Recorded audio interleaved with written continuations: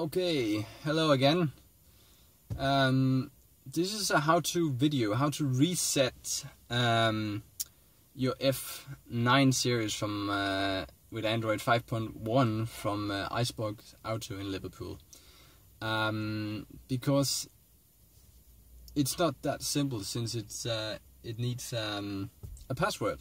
But I've got that for you. So you go into settings if you want to reset it, of course, and then you go into backup and reset.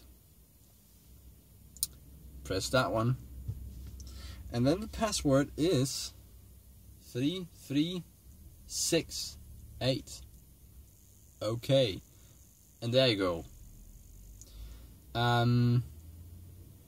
If that doesn't work, try with 371111. That doesn't work for me, but it's just another password that might work if 3368 does not work. But just to sum up, 3368, that's the password you need to use if you want to reset this system.